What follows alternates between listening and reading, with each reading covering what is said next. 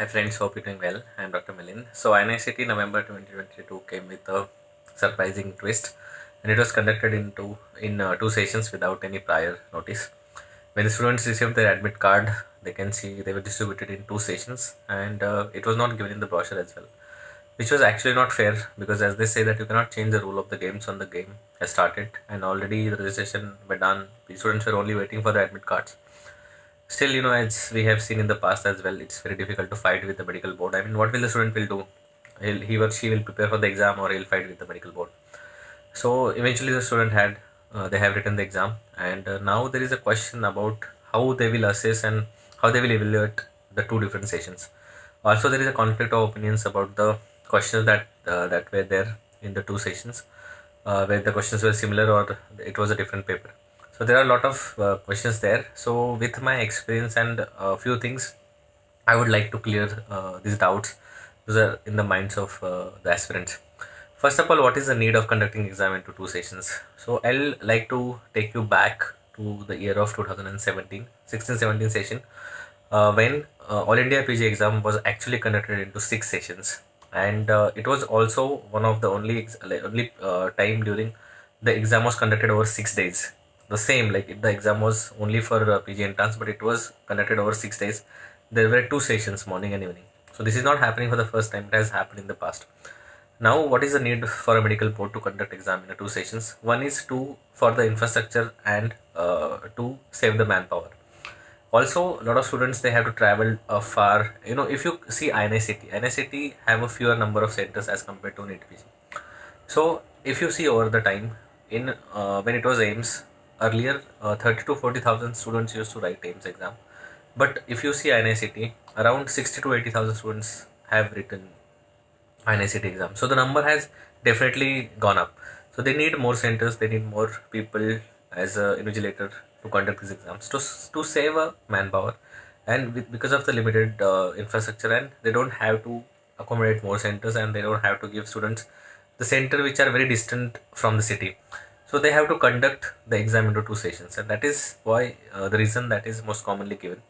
And so if they conduct exam in a same center, so the same person can work as a invigilator, and the same set of infrastructure can be used for the whole day.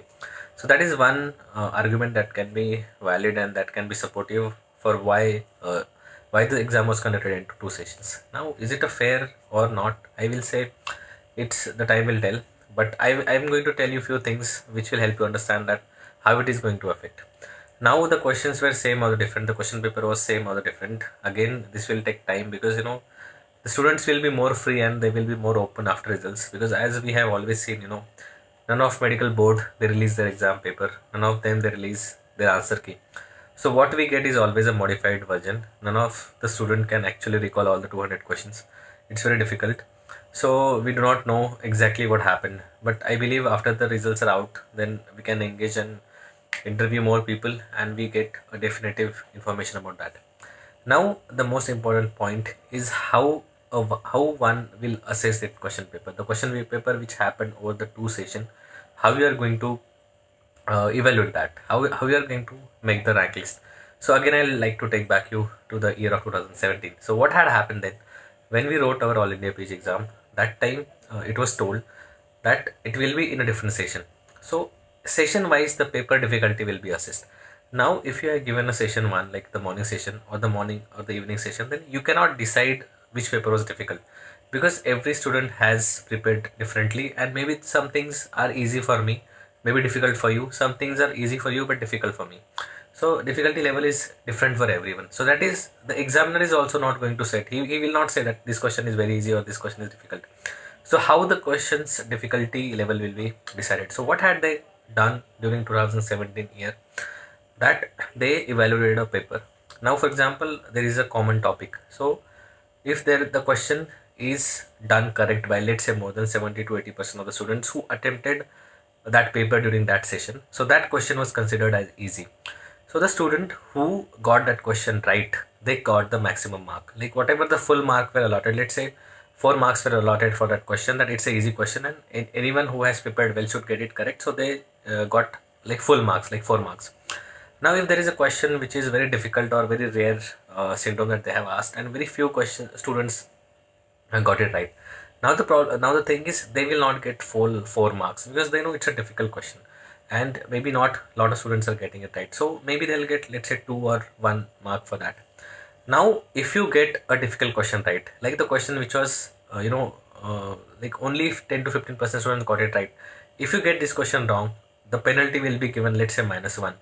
But what they had done then, that if you get an easy question wrong, like for example, the question that has been, marked correct by, let's say, more than 60 to 70% students, if you get that wrong, then the penalty will be -3 or -4. So more marks will be deducted if you get that question wrong, which is actually, most of the students marked it correct. So the your performance will be depending on how many easy or how many the questions you got right when the maximum students like they got it right. There were also some questions which were like medium correct, and the score was according to that, and our scores were released even in decimals during that year. So I hope that this will also be assessed in the same way. I'll give you the example. For example, there are two sessions, the morning session and the afternoon session. So the rank list and whatever I'm saying is through that experience and how it was done. So just see if it makes sense. So both the exams, both the papers will be evaluated separately. It does not matter which paper was easy and difficult. They will not be comparing the papers. Now the rank list will be prepared for both the sessions, for the morning session and for the evening session. Now let's say in the morning session, rank 1, the person who got the maximum correct, let's say 180. And in the session 2, the person who got the maximum correct is 160. Now 160 will be rank 1 of session 2, 180 will be a rank 1 of session 1. Now how the rank list is prepared is not based on the marks but the percentile. So both will be 100 percentile. The remaining 99.99% students will be below them. So they will be sitting at the rank 1.